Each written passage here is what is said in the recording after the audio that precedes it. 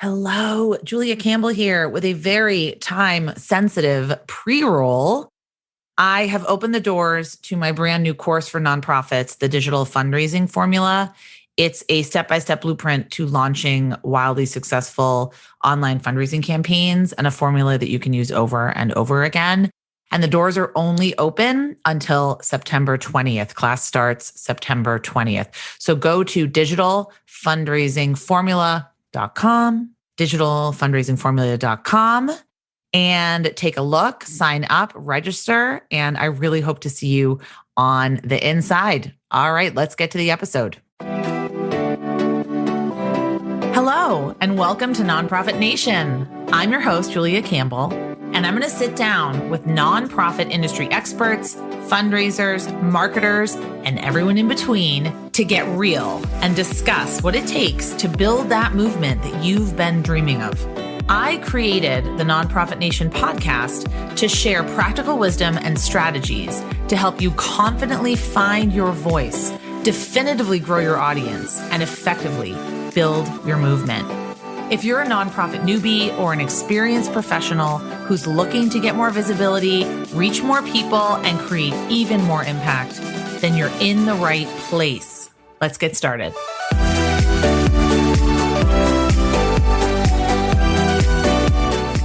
Hi, everyone. Welcome to the Nonprofit Nation podcast. Thanks so much for being here. I'm your host, Julia Campbell. I have a very extra special guest today, someone that I have been following for several years. I'm a huge fan. It's Joan Garry. She is the go-to resource for hundreds of thousands of nonprofit leaders worldwide.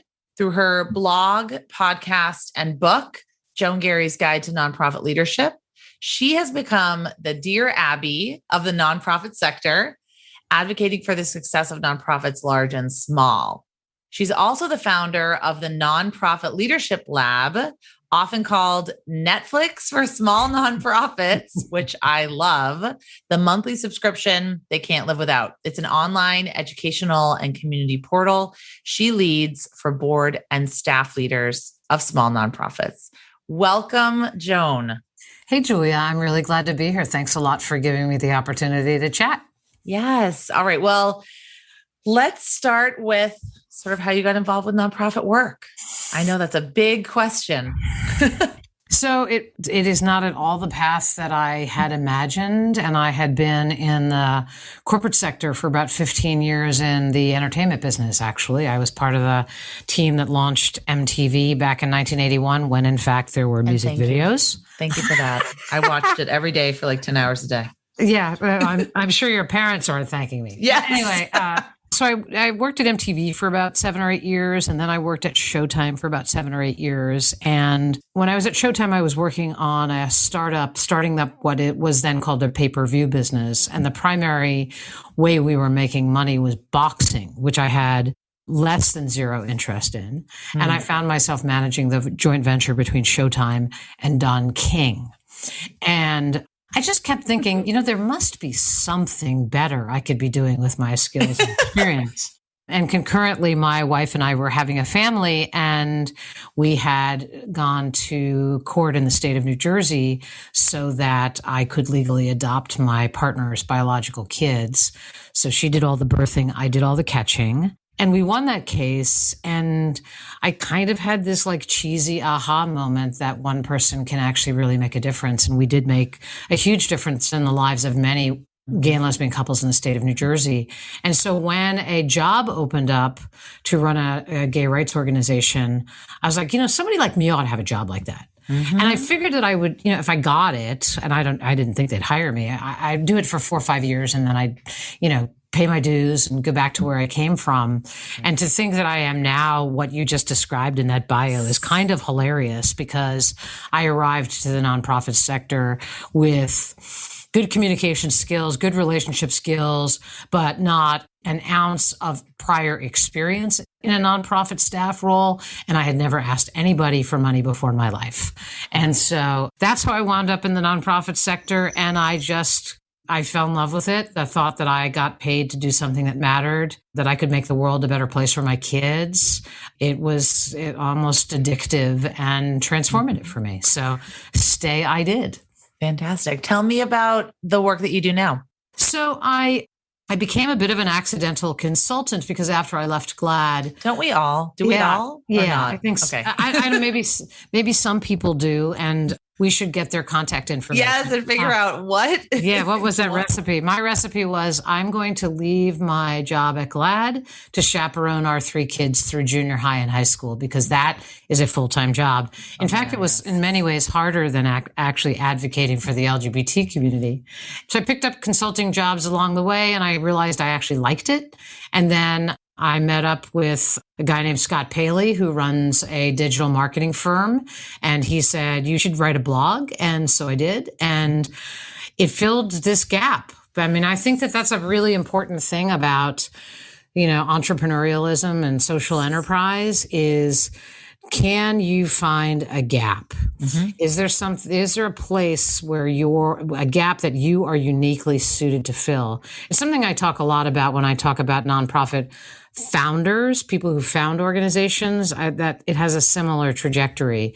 And the blog kind of took off and kind of the rest of it is, it just became more and more this notion that there were so many people out there who really needed guidance and advice. And that because I had both for-profit and nonprofit experience, that I had this sweet spot for them. And I also think so clearly that boards and staffs are partners in the work, that my blog is as valuable to a board chair as it is to a staff leader. And I think that that's another thing that makes it quite unique. So, right. And we just keep coming up with different ideas and different ways that we can be increasingly more helpful to increasingly more people. And it's remarkably rewarding. Exactly. I know another huge reason why the blog took off and then the book and the podcast and the membership site is just that your perspective is so refreshing. You really have like a no BS viewpoint and you're not afraid to tackle the hard questions that I think maybe a lot of consultants, they worry about maybe losing business. They worry about offending people. I certainly don't. I say this I do a lot of CEO coaching is that sort of the other piece of my business. And I open oftentimes by saying, I don't really have a fear of being fired. That like, if the sort of the compassionate truth telling that I do does not work for you, like that's fine. When I work for these leaders, I work for their organizations. It's their organizations I care about. That's how I think about it. I think about what am I doing to fuel the leadership of this organization that will make the organization itself more effective or have greater impact or whatever it is their goals are. So that in that I feel like I'm protected in that way. It's like you either want the truth or you don't. And so I also have, I think, a pretty unique ability to write the way that I talk. Mm-hmm.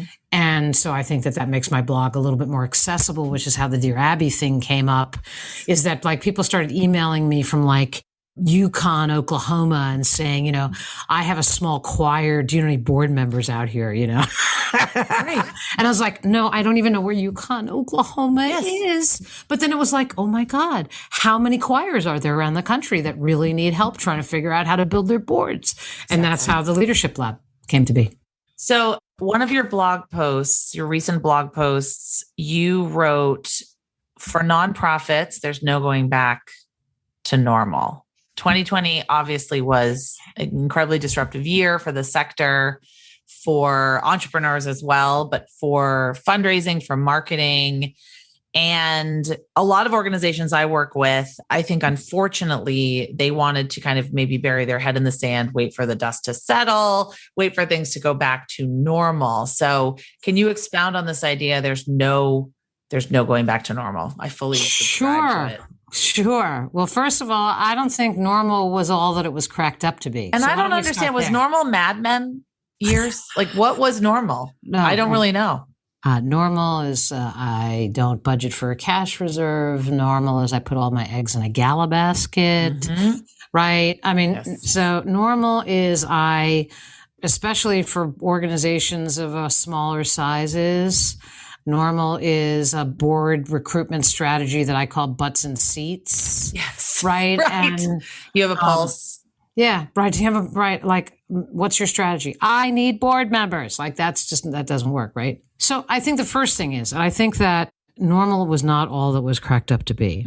Secondly, I think that 2020 unearthed the flaws in normal. So if you were, as so many organizations are, highly dependent on your annual gala, and more than 50 or 60% of your revenue came from a gala, there's a profound crack in the foundation that you were avoiding pre-pandemic. Yes. in the before times. So that's a second thing, right? And the third thing is that nonprofits had to stretch innovation muscles.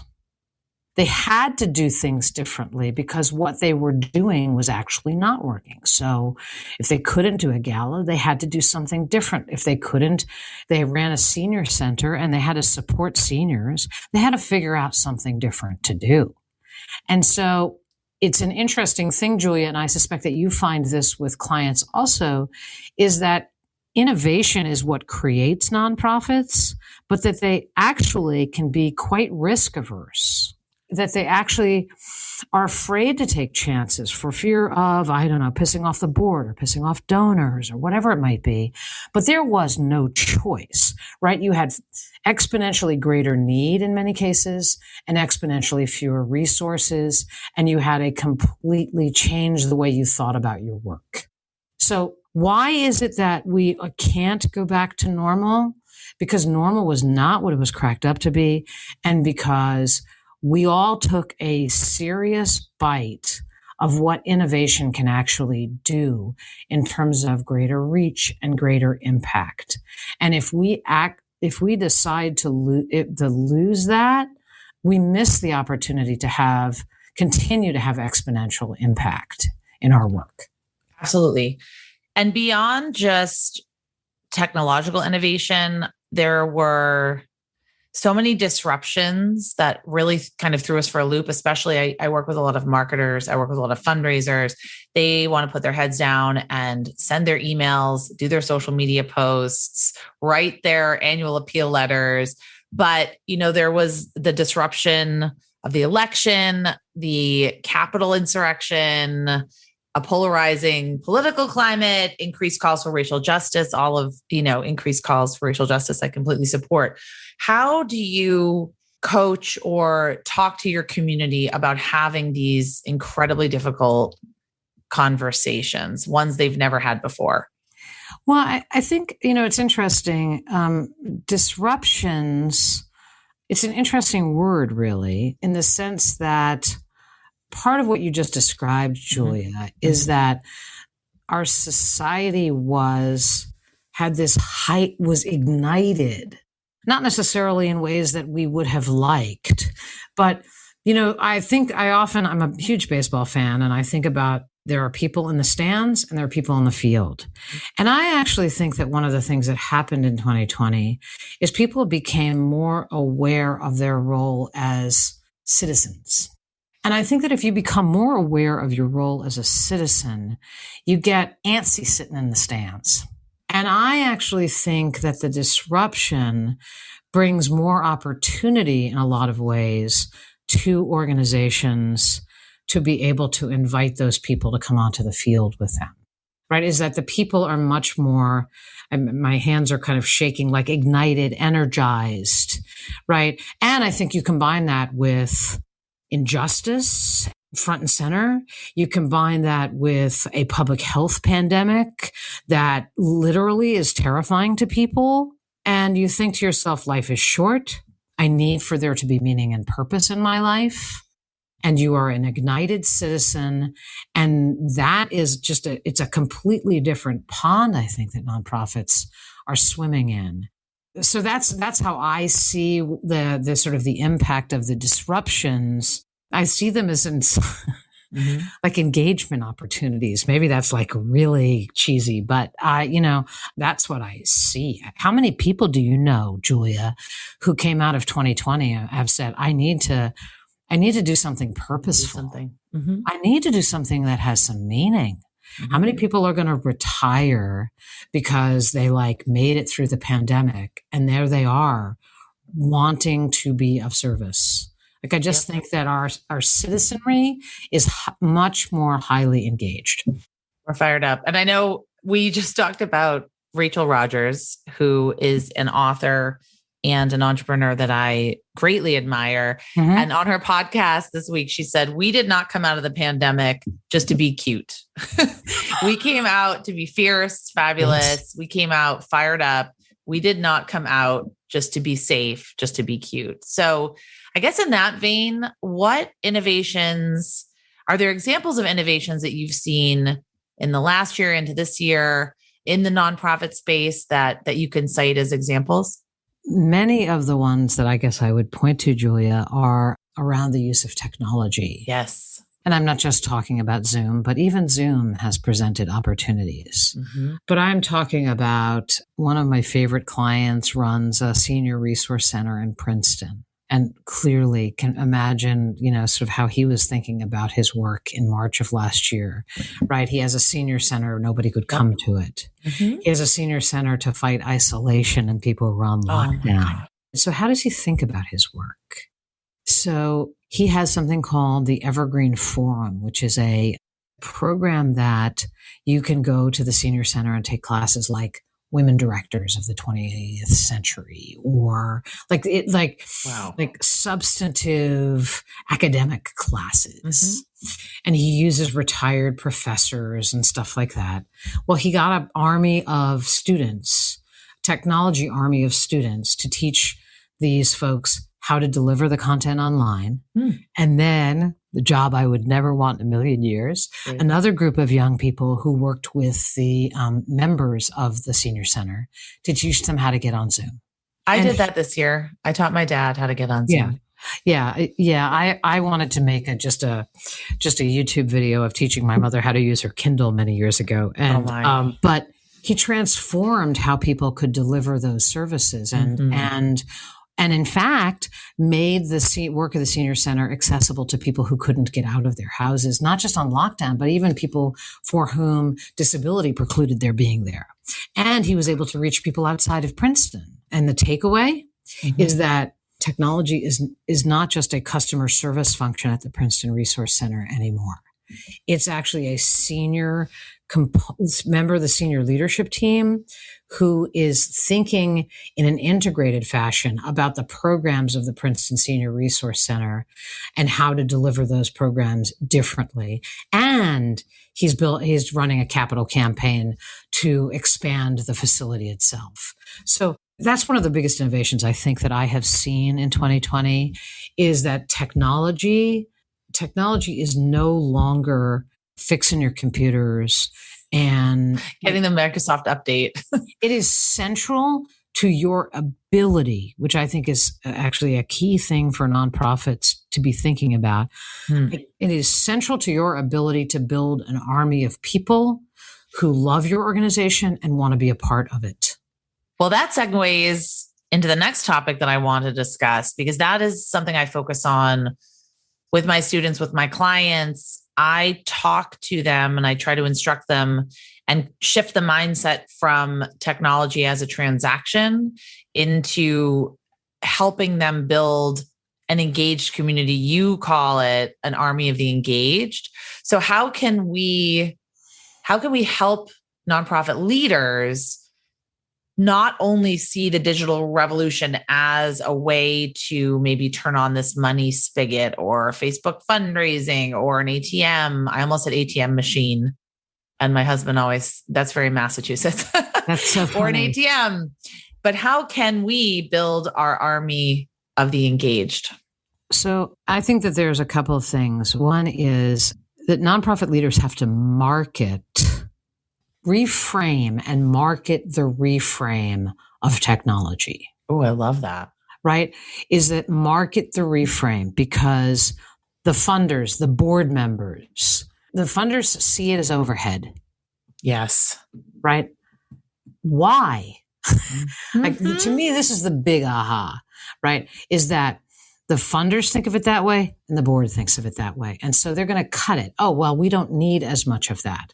But if we understand technology to be an engine that drives engagement, and if we understand that people equals power for a nonprofit organization, then technology and the digital revolution, as you describe it, become central. The challenge is, and the challenge are the several. One is that boards don't see it that way. And so I might present a budget for this coming year where I say, you know what, I want my technology person to be an upgraded position and I want it to be on our leadership team. Why? I want my board members to be ambassadors using social media to not necessarily to ask for money, but that would be fine, but just simply to get the good word out, right? I want them to use their Instagram. I want technology to be seen as the mechanism by which people are invited to my party. Yes. And the best way to do that, the best way to move your board on this is to actually market the successes you had in 2020. This is why I've done a number of panels with Stanford Social Innovation Review and Salesforce on this topic, because I want nonprofit leaders to recognize that marketing this kind of innovation to their board is key, because for the most part, board members see themselves as in the business of what they call oversight, and what they translate as, I'm here to make sure nothing goes wrong and we don't spend too much money. And our funders also see marketing and digital investment as overhead. And it is really time for them to wake up and smell the coffee, because that's just not what it is. Hey there. I'm interrupting this episode to share an absolutely free training that I created that's getting nonprofits of all sizes big results. Sure, you've been spending hours on social media, but what can you actually show for it?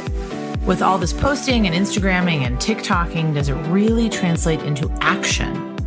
In my free training, I'll show you exactly how to take people from passive fans to passionate supporters, and I'll give you specific steps to create social media content that actually converts.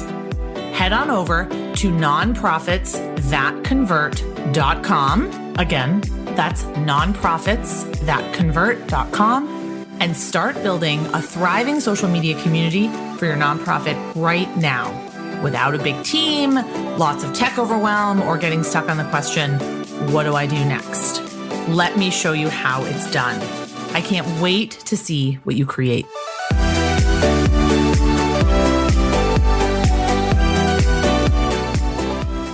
It's interesting how nonprofits seem to ignore the world around them and ignore consumer behavior. I talk to a lot of, obviously, marketing directors, sometimes development marketing directors. And I say, you go to the board meeting, every board member has a phone. I'm sure they have a phone right next to them. I'm sure that they conduct payments online. I'm sure that they're involved with texting. I'm sure they check their email first thing every morning. And probably quite a number of times during the meeting as well. Right. That's true. That's also true. And my mission is just to convey that digital, like you just said, is not an option. I mean, digital is part of our lives. Certainly the platforms you choose are up to you. You don't have to be on Clubhouse and Twitch and Instagram and Facebook and email, and you don't have to do all of the platforms. I'd actually have to know what Twitch was to even know whether I should be on it. But I do know all the others you mentioned. The largest live streaming platform in the world. It is. You know what? I have to talk to Scott Paley, my digital marketing partner, to say, wait a minute. Julia Campbell told me about something I don't know. Oh, no, don't do it, because the shiny object syndrome, right? Right. But Twitch is an interesting example because it completely exploded in 2020. It has a reputation for being just for gamers. So a lot of people that are on the platform, they play video games and their audience watches them play video games, right? Which I have zero interest in. you probably maybe have zero interest in. I think I have less than zero interest. Right. But we are not the audience for Twitch, right? Yeah. But there's millions and millions of people that watch it. And these people have hugely engaged audiences. And if they do a fundraiser, they raise millions, thousands, millions of dollars because they have that audience. So I think that what you're saying is, the army of the engaged, people equal power. It's leveraging these platforms and not necessarily trying to create something from scratch. Like I would never go on Twitch and try to just like create a platform. If I was a nonprofit, I try to market myself or connect with someone who already has the audience on there that makes sense. Yep. So I think that is one of the innovations, one of the ways that we kind of have to get out of our own way. Yeah. But I'd love for you to talk more about your advice to executive directors that want to build this budget for the future, combat this overhead marketing communications technology myth. So how can we best market this technology to our boards and to our funders? Well, I'm going to answer your question differently, Julia, by talking about another thing that I think that nonprofits need to do a much better job of, which is, what's your destination? What's the destination? If I'm a donor and you're cultivating me to invest in what your work is, I want to get kind of goosebumpy about where you're headed. I often tell the story about, it's only slightly analogous, but what the hell? You get a station wagon. They don't even have those anymore, right? You're in a caravan grande and you've got 3 kids in the back seat and you're driving 6 hours to Disney World. Oh, right. I just literally did that, by the way, not Disney World, but Busch Gardens in Florida. My condolences to you. Anyway, so the kids are fighting in the back seat, right? And they're focused on, my iPad's not working. Tommy's giving me this, and I feel like I just did this. I'm car sick. I'm going to throw up in my backpack, right? But rather than focus on the tactics that are happening in the back seat, if the parent can, and maybe you did this, Julia. Yes. When you get to Busch Gardens, what's the first ride you're going to go on? Yes. No, we absolutely did that. Right. What's the first ride you're going to go on? And all of a sudden, you're not in the back seat anymore. And if I actually I'm inspired, I'm working with an organization that's about to start up that's looking at the intersection of the disability and deaf communities and criminal justice. Wow. You can actually reduce the number of people who are incarcerated if you actually address that there are people in jail, in prisons, who are in comas. There are people who are in solitary confinement because they're deaf and they didn't understand the instructions. If I could grab it really quickly. Yes. Hold on a second, because this sounds completely revolutionary. And I think there has been a very valid focus on increased calls for racial justice. But what I've been seeing lately are now increased calls for disability activism around disability. Yes. Right. And this is exactly what I'm talking about, is these people. It's all intersectional. Right. It's all intersectional. So a full 2/3 of Black men with disabilities will experience arrest by the age of 28. Oh my God. Right. Now, so you take some of those facts and then you start to draw a picture of what could be possible. And you get me at hello. I do care about your strategies. Of course I do.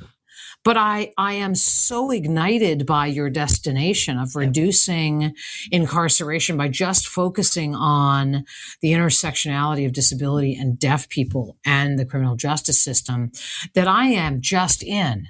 I'll give you $10,000. You do with it as you please. And that's what I think. That's the key that unlocks things. That's the key that moves you from restricted funding to, I want you to go to that destination. Yes, and because I believe in that destination, I trust that you're going to get me there. I'd like to hear about that and sort of know about that.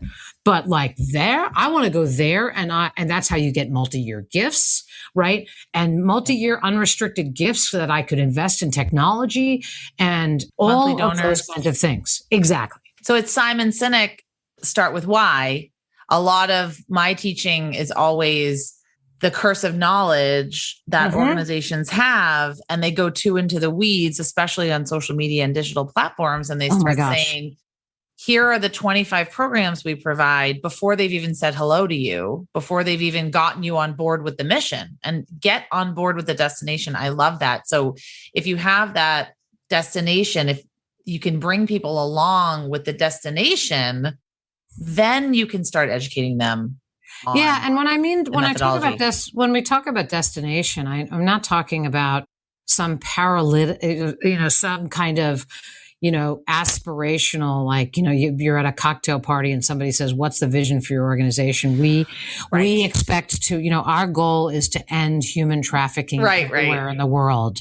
And, and you're at that cocktail party and you're like, well, good luck with that. Good luck. So that's not the kind of destination I'm talking about. Okay. Right. I'm talking about something that's aspirational, but actually achievable over a period of time. And very specific. That is specific and that I can picture and that I want to invest in, for lack of a better word.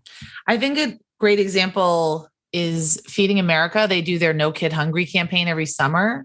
So their campaign is Let's Save Summer for Kids. And they talk about in specifically each state how many children go hungry because they don't have free and low cost meals from school. Yep.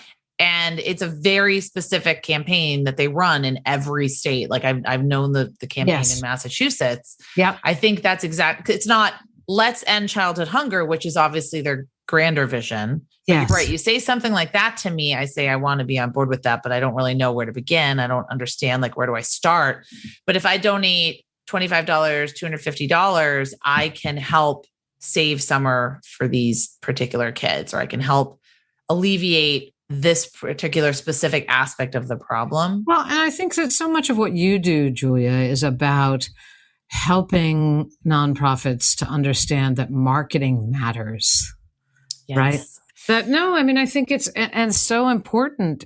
I think there are, folks who are older boomers who are about to retire out of nonprofit jobs for whom marketing seems like almost like a dirty word, right? Mm-hmm. It's like, look, I do really fine work. I shouldn't have to sell it. I often talk about it as like, you take two organizations and one organization has written this like kick-ass book report. Yes. But does not believe that I should spend a moment on a cool cover.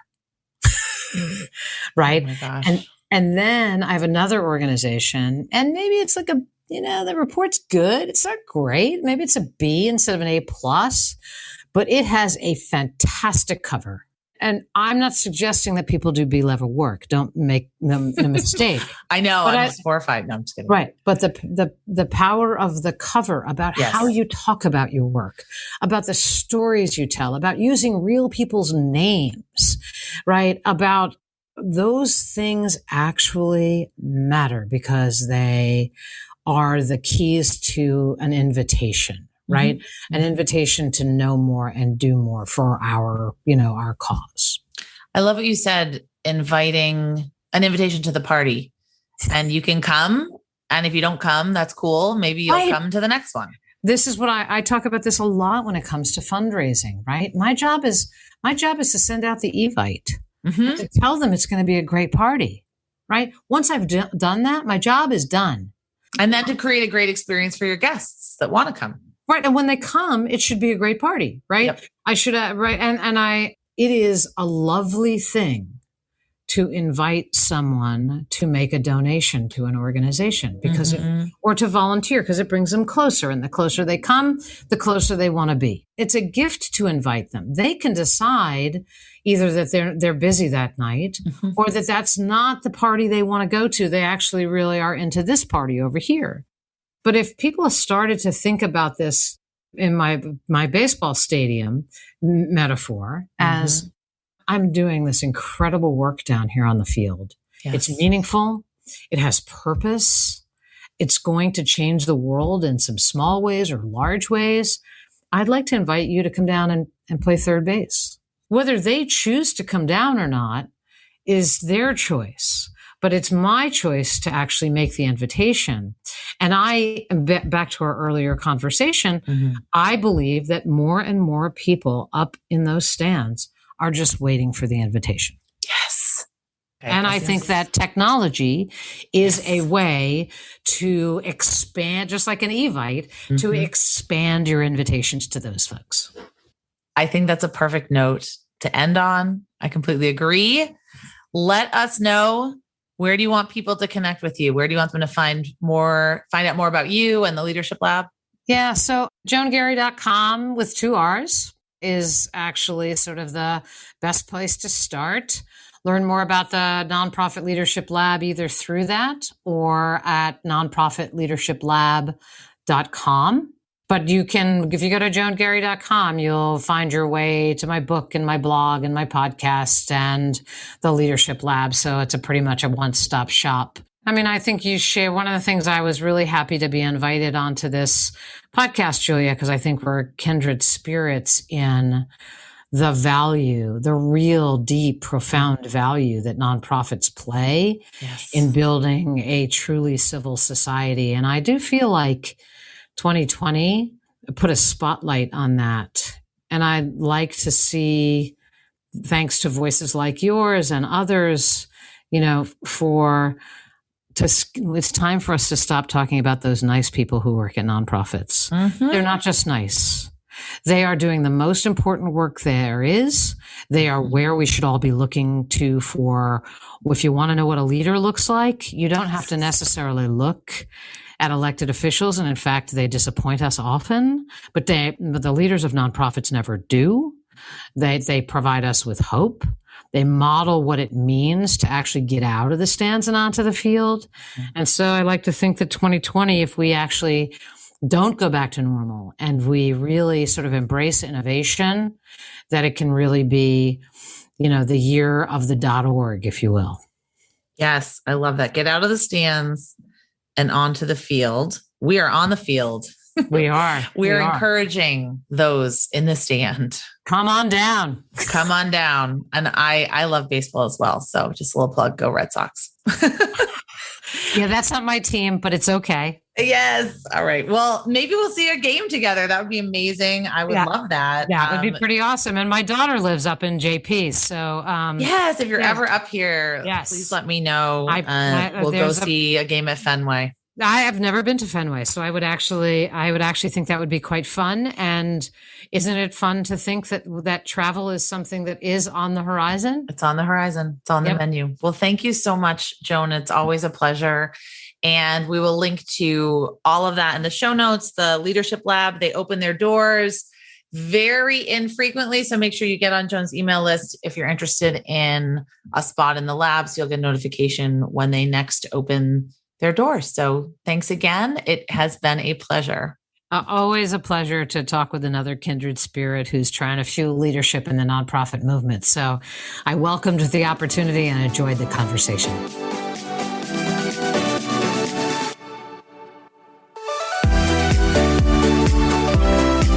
Well, hey there. I wanted to say thank you for tuning into my show and for listening all the way to the end. If you really enjoyed today's conversation, make sure to subscribe to the show in your favorite podcast app, and you'll get new episodes downloaded as soon as they come out. I would love if you left me a rating or a review, because this tells other people that my podcast is worth listening to. And then me and my guests can reach even more earbuds and create even more impact. So that's pretty much it. I'll be back soon with a brand new episode. But until then, you can find me on Instagram at JuliaCampbell77. Keep changing the world, you nonprofit unicorn.